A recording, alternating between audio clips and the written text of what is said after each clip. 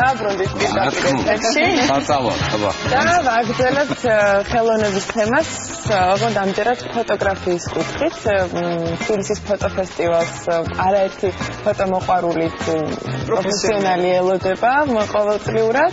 იმიტომ რომ ძალიან მასშტაბური ღონისძიებებია, წელსაც იმხელა ჩამონათვალი ღონისძიებების, რომ მე ვფიქრობ, ყველაფერზე დასწრება შეიძლება ვერც მოახერხოთ, თუმცა ჩემთვის მაინც ეს ფოტოგრაფიის გამე განსაკუთრებული მოვლენაა. უყვართ ფოტოგრაფიის გამე, თუმცა ძიმა მაპატიე, მე მაგალითად ვარჩევდი მასტერკლასების სეგმენტს, იმიტომ რომ რაღაცა წარმოუდგენელი ლეგენდარული სახელები ამოვიკითხე. მე კი ვარჩევ წარგილდებას თო. მე კი გაგეშლობებით ნახე. მოგავა შეხვედრა. ნესტა ნიჟარაძე ფესტივალის ორგანიზატორი და გურამ წიბახაშვილი ფოტოგრაფი. მოგესალმებით პირველ რიგში გურამას ქრო წვენს დავლევდი სიამოვნების და აქვე ჯოსის წვენს შემოგთავაზე, რომელიც მათგანი გნება. ფორტოხალი. ფორტოხალი, რა თქმა უნდა, ჩემ ფოტოებს არ დაასხა. იცი რა, თუ არ მინდა რომ შემფოტოურად შემოგისხათ, მაშინ მოდი დაიწყე მოყოლა და თან დაგვათვალიერებინე. ნესტანმა დაიწყოს მოყოლა. მანამდე მე ფოტოებს მოვუხსნებდი. კარგი, დიდი სიამოვნებით დავიწყებ მოყოლას, იმიტომ რომ გურამის გამოფენა, რომელიც პერსონალური გამოფენა და რომელსაც დაიხურება წლევანდელი ფესტივალი 4 ივნის საღამოს 8 საათზე ქარვასლაში არის, მე ვიტყოდი, წლევანდელი ფესტივალის ერთ-ერთი ყველაზე მნიშვნელოვანი გამოფენა. გამოფენას ქვია ზღვარზე, 2 წერტილი, საქართველო 1986-2000 წლები. ნუ უნებრივია ნათელია, დაახლოებით რა შეიძლება იყოს. არის ნათელი სამწუხაროდ თვითონ ფოტოები არ არის, იმიტომ რომ ეს ასეთი დროც იყო ალბათ. ნათელი თქვენ არ არის მხიარული, არ იყო, ნამდვილად არ იყო მხიარული დრო. მე არ სულ პატარა ფოტო გამოფენა აქ არის. არა, იმიტომ რომ დიდები რატო ვერ გამოიმედე ჩვენთვის, იმიტომ რომ გამოფენა მზადდება, ექსპოზიცია მზადდება? დიახ. ექსპოზიცია მზადდება, რომ თქვენ 4-ში შეძლოთ მოსვლა და ნახვა.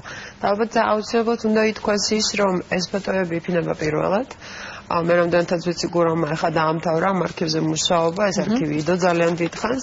არის ძალიან მნიშვნელოვანი ფოტოები, გარდა თავისი ფოტოგრაფიული, მხატვრული ღირებულებისა. მე არ მგონია თქვენ უკანასკნელი წლების განმავლობაში ესეთი მასშტაბური დოკუმენტი, აი ძალიან რთულ 15 წლიან პერიოდზე ნანახი გქონდა. მე ვფიქრობ, ეს არის პირველი, რაც გამოჩნდა, ესეთ შეიძლება ვინმეს აქვს, მაგრამ ჩვენ უბრალოდ არ ვიცით.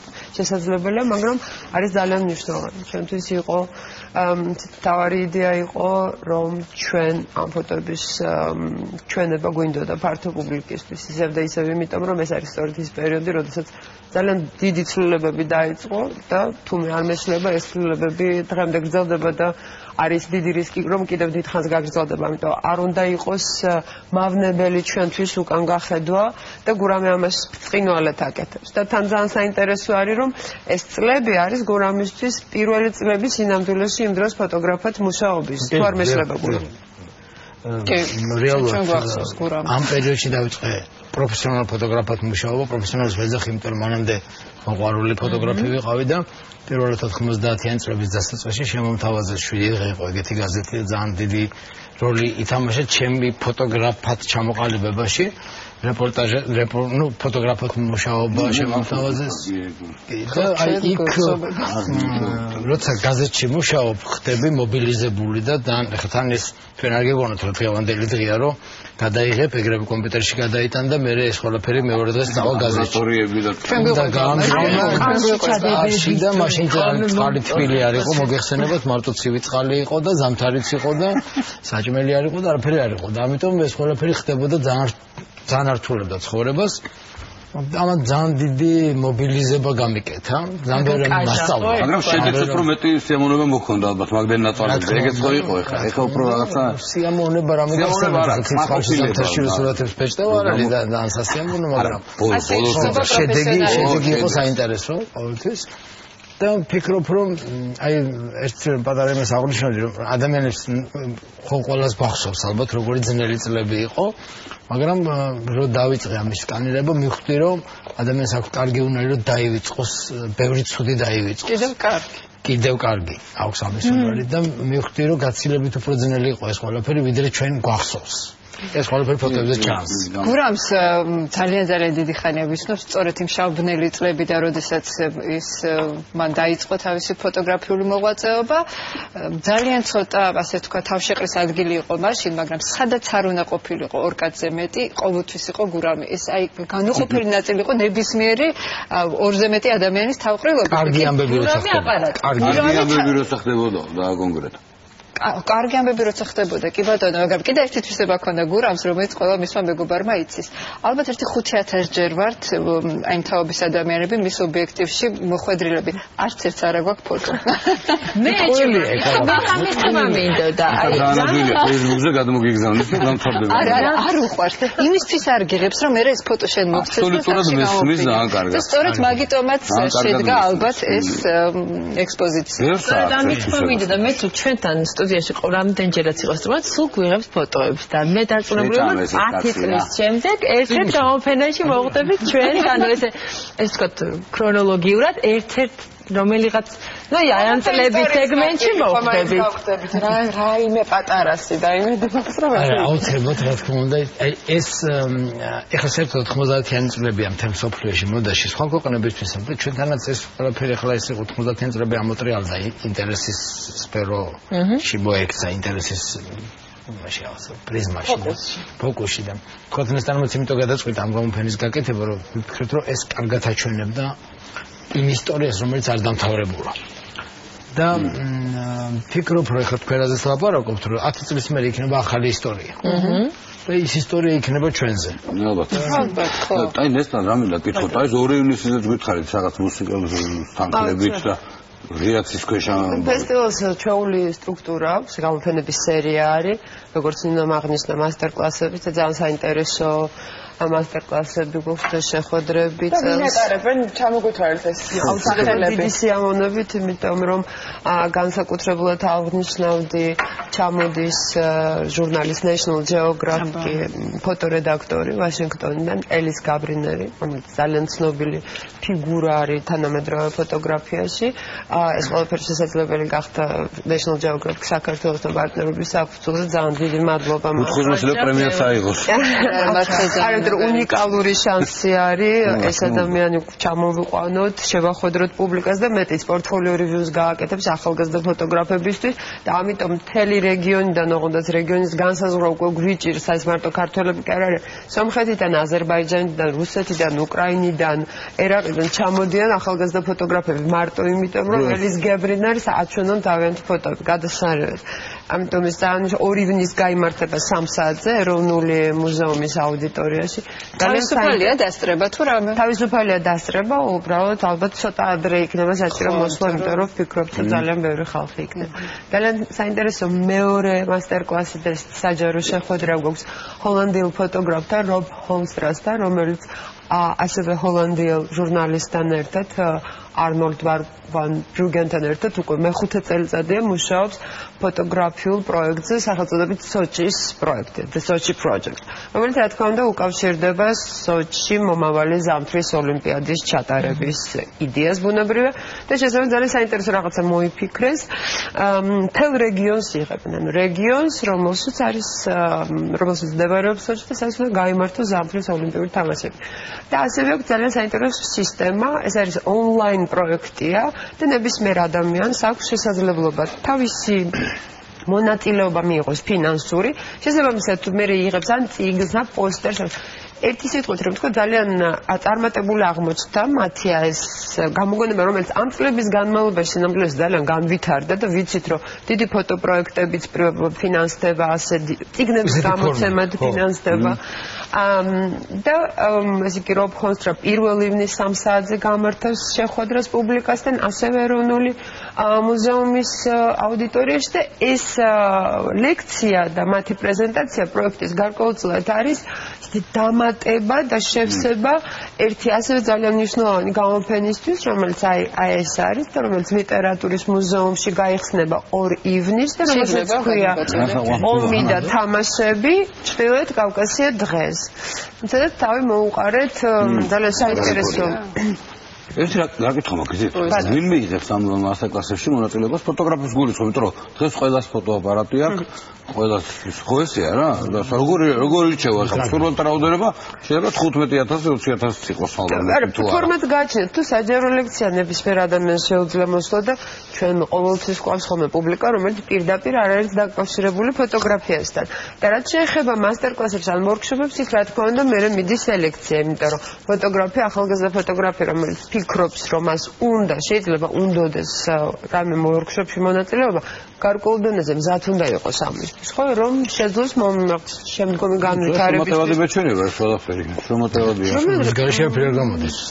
ნესტარის მოყვარულები მაგნუმის ფოტოგრაფებსაც ძალიან ელოდებიან. აი, მაგის თქმა ნესტა, რატო გამოტოვეთ ჩემი ფავორიტი ფოტოგრაფია დაგაკა და ვორტექსი? არა, ვიტოვებდი, პირიქით ვიტოვებდი, იმიტომ რომ მარტო თქვენი ფავორიტი არ არის, გურამის დიდი ფავორიტია, ჩემი დიდი ფავორიტია და აღმოჩნდა რომ თბილისში ძალიან ბევრი ელოდება.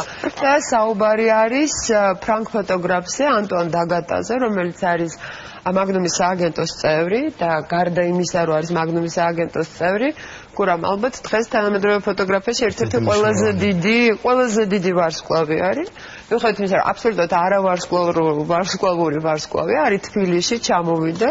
თვითონ დაკიდა თავისი გამოფენა და პირველი არ ხდება ხშირად უნიკალური შემთხვევები 7 საათი იდგა თვითონ კიდევ და თვითონ არჩევდა რა თქმა უნდა ჩვენ ვეხმარებოდით და 1 ივნისს საღამოს 7 საათზე ეს სრულიად უნიკალური შანსი გვექნება რომ ნახოთ ანტუან დაგატას გამოფენა თბილისში სახელწოდებით ვორტექსი გაიმართება გამოფენა არატრადიციულ საგამოფენო სივრცეში ჩვენ ამაზეც ვიფიქრეთ და გვინდოდა რომ განსხვავებული სივრცე ყოფილიყო და ეს არის გუდიაშვილის ბაღში ასე თქვა ყოფილი პურპურის ალბათ ვინც იცის ეს კაფე ვინც არ იცის პოსტერი დიდი ბანერი იქნებოდა აი ეს არის ანტუან ეს არის მისი ავტოპორტრეტი ერთ-ერთი ძალიან ცნობილი ფოტო 1998 წელს გადაღებული მარსელში ისე რომ გურამს დავამატებდი ეს ძალიან საინტერესო ფოტოგრაფია იმ გაგებით რომ ეს არის მაგნუმის წევრი ანუ თუ ყველას წარმოდგენა აქვს ხოლმე მაგნუმზე ეს არის დოკუმენტური ფოტოგრაფიის რაღაცა მექაზე და ყველანი იქ აკეთებენ დოკუმენტურ ფოტოგრაფიას ხელი წერტილებიდან განსაკუთრებით ხო აი დაგატას შემთხვევაში ეს არის მაღალმხატვრული მე ვიტყოდი მაღალმხატვრული ღირებულების იყო დოკუმენტური ფოტოც ბევრი მაღალმხატვრულია მე ამ ვიძახი მაგრამ ეს უფრო მხატვრული ფოტოგრაფია ეს უფრო კონცეპტუალური ფოტოგრაფია ვიდრე კაცრად დოკუმენტური თუმცა ეს დოკუმენტური ფოტოა რომელიც გადაწყვეტილია ძალიან სხვანაირად და ფიქრობ რომ თბილისელი დამთვალიერებლისთვის თუ ფოტოგრაფიის მოყვარულებისთვის ეს ძალიან მნიშვნელოვანია იმიტომ რომ ჩვენთან ვართ შეჩეული რაღაცა ერთ ფოტოგრაფიაზე ერთგვაროვან აზროვნებას ერთგვაროვან მიდგომას და დაგატა ზუსტად ის ფოტოგრაფია, რომელმაც აი ეს შეცვალა. და თქვა, რომ გამოსახულება შეიძლება იყოს სხვანაირი. ის არის დოკუმენტური, მაგრამ ის შეიძლება იყოს სხვანაირი და არ გიყვებოდეს პირდაპირ რაღაცა ამბავს, რომ ეს წვენია და ის იქიდან და ჩამოვასხეთ. და ეს ფიქრობ რომ ძალიან მნიშვნელოვანი იქნება ქართული ცხოვრება ახლა გადაღებული კი 20 წელიწადია ანტონ დაგატამ ცნობილი არის იმისთვის რომ მისი ფაქტიურად უსასრულო სერია რაღაც ძალიან ეჭვი მეპარება რომ რამე სხვაზე გადაერთოს იმდენად მთლიანად არის ჩართული იმიტომ კი არა რომ მარტო იღებს არამედ მთლიანად არის ჩართული იღებს ღამის ცხოვრებას იღებს საკმაოდ სასტიკ სამყაროს ძალიან მძიმე სამყაროს მაგრამ იღებს ამას როგორც გურამმა თქვა იმდენად მაღალ მხატვრულად რომ ამითი აღწევს იმას რომ ძალიან ახლოს მოდის ის სამყარო რომელიც ჩვენგან ძალიან შორს არის რეალურად და რომელიც არსებობის შესახებაც გვავიწყდება ამ რაღაც თავისი მხატვრული ხერხით ის ახერხებს იმას რომ ფაქტიურად ის რაღაც თანამედროვე ცხოვრების რიტმში გართულ უკვე ცოტა ინდიფერენტულად ქცეულ ადამიანს გამოაფხიზლოს და შეახედოს იმ რეალობას, რომელიც არის ძალიან მძიმე. აი ახლა გისმენთ და რა იმ წლებში, როდესაც გურამ აი ჩვენ ყვებოდით და ხვდებოდით ბნელ ადგილებში, მაგრამ ხიარულ ადგილებში ერთმანეთს. მაშინ ძნელი წარმოსადგენი იყო, რომ აი დაგატას დონის ფოტოგრაფი, როდესაც ჩამოვიდა და თავის ხელით გაჭიმავდა ექსპოზიციას აქ. და არ ვიცი, იმიტომ რომ ძალიან მიყვარს და რაღაცეთი დამოკიდებულება მაქვს თუ მე მგონია თბილისი, საქართველოს და ზოგადად რეგიონი ჩვენი ძალიან საინტერესოა ფოტოგრაფებისთვის, ძალიან მრავალფეროვანია როგორც სხვა ჟანრისთვის, როგორც დოკუმენტური კინოსთვის, ასევე კინოსთვის რა არის და ფოტოსთვის, ხატრულისთვის და შეიძლება ამის მიზეზიც არის ერთი თქვა მაგნუმის ერთ-ერთი ფოტოგრაფი ტომას დორჟაკი თქვა ჩამოსახდა აქ ჩვენთან და გადაწყვეტა რომ აქ უნდა იცხოვროს და აქედან მოღვაწეოს მაგნუმში. შენ როგორ ფიქრობ? მე ვფიქრობ რომ ეს მარტო ის კი არის რომ ფოტოგენურია ჩვენი ქვეყანა. მე ვფიქრობ რომ ჩვენი ცხოვრების წესია ფოტოგენური. ანუ აი მე ვფიქრობ რომ ეს მათ მოწონთვის არაორდინარობის განსხვავებულობას დავარქვა, არაორდინარობას არ დავარქვა. როგორც ჩვენ ცხოვრობ განსხვავებულად. ჩვენ არ ცხოვრობთ ისე როგორც ცხოვრობენ ევროპაში. ხო? თუმცა ვართ ევროპის ნაწილი. და მე ვფიქრობ რომ ეს არის საინტერესო, ადამიანები არიან საინტერესო და ეს აკეთებს მე ქვეყანას ფოტოგრაფიულს. ეს ლტოლვაც ამ ადამიანებისა და ფოტოგრაფებიც საინტერესო ხალხია უდაოდ, ისინი სხვანაირი ხალხია. მათ ლტოლვაც მე მგონი აქედან მოდის, რომ მათ მოსწონთ აქ ურთიერთობები, მათ მოსწონთ აქ ყოფნა, არ არის ადვილი, არ არის ადვილი. ხო, რამეტრესებს კიდე, ამდენ სტომარი ჩამოდის, ეს მუსიკოსიც, ფოტოგრაფების აშენ, ფინანსები საიდან, როგორ აბავთ თავს, არ არის ადვილი, იმიტომ რომ ხან 5 დღიანია, ხო? აუ, გახსნა 5 დღე არა, მე 8 დღეა, 7 დღე, 8 დღეანია. აუ, ნუ აუცილებლად უნდა ვთქვა, რა თქმა უნდა, რთულია ამ ყველაფრის კეთება, ძალიან რთულია, მაგრამ ყავს ის ჯგუფი ძალიან ერთგული პარტნიორებისა, რომლებიც 4 წელიწადია უკვე მხარს უჭერენ ფესტივალს და ძალიან გვეხმარებიან იმაში, რომ ფესტივალი არ თუ არსებობდეს, არამედ ვითარდებოდეს. აუცილებლად უნდა აღვნიშნოთ კულტურის სამინისტრო, თბილისის მერია, რომლებიც ძალიან ერთგული და ყველაზე მნიშვნელოვანი პარტნიორები არიან. წელს მაგალითად ფონდი ღია საზოგადოება საქართველოს ძალიან დაგვეხმარათ და მე უკვე National Geographic და დიდი რიგი არის, რომელიც მაგალითად აი National Geographic-თან ურთიერთობა აღმოჩნდა პარტნიორობა ძალიან საინტერესო, იმიტომ რომ მათ აიღეს თავის თავზე ღონისძიებების ორგანიზება, მოათავსეთ ეს რაღაცნაირად განმათავსეთ პროგრამაში და აი ესეთი აი იქ მეგობარი, ნუ ანტუან დაგატა თან მეგობარი არის, ამიტომ ნუ შეუძლია ჩამოვიდეთ. ცხოვრობთ გურამთან სახლში და არა ვთქვათ, ხო, არ ჭირდება 5 ვარსკვლავიანს ასწავლოთ. გურამ სახლში როდის ხარ? გიზდება გურამში. შეიძლება თქო მე როდის არა ვარ სახლში და ის როდის. და ესე მოდის სახლში ყავს ჩვენთან და ან მარტივად ეს ყველაფერი ამის ხარჯზე ხდება. რა ბიჭი გავზარდე და ასტარტი მივეცით უთხოს ესე იგი რა მეუბნები რა და ერთი არ გამოივლის საქმე თუ არა ის ინტერესი როგორია აი რამდენად კარგი დასწრება ინტერესი ჩვენ გვეჩვენება და რა ძალიან გვახარებს რომ იზრდება წლიდან წლამდე იმიტომ რომ 28 მაისს გახსნა შედგა გახსნა იყო აბანათუბანში ლეხთახევში ძალიან საინტერესო გამოფენით რომელიც ქალების უფლებებზე იყო მთლიანად და იქ ძალიან დიდი სივრცეა და იყო მომენტი როდესაც უკვე ჩვენ შეგვეშინდა იმიტომ რომ ვიფიქრეთ რომ ეხლა დაიწყება ან ჭყლეტვა ან რაღაცა იმედიანი ხო ადრე მოდის რომ ხო მოკლედ ისეთი ვითარება ისეთი პროგრამა და ისეთი ვარსკვლავები ჩამოგვიყვანეს წელს თბილისის ფოტოფესტივალზე რომ მე მგონი შესაშინებლად გექნებათ საქმე მე მგონი ძალიან ბევრი ადამიანი მივა ნებისმიერი ასაკის და წარმატებას გისურვებთ მეც ვიქნები იმ ჭყლეტვაში ჩვენი გადაცემის მესამე წელში უნდა დაუბრუნდეთ ერთი წლის წინამდე ამბავს რომელიც აქ მოხდა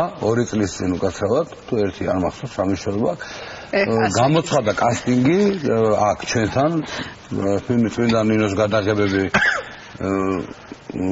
და მოკლედ აი წინასწარ არ ვიწვი ხა ხო რაღაცა ისეთი კინაღამ წამომაცენინეს დაგველოდეთ ცოტა ხანი და ძალიან საინტერესო თემაზე ვისაუბრეთ საინტერესო სტუმრებთან ერთად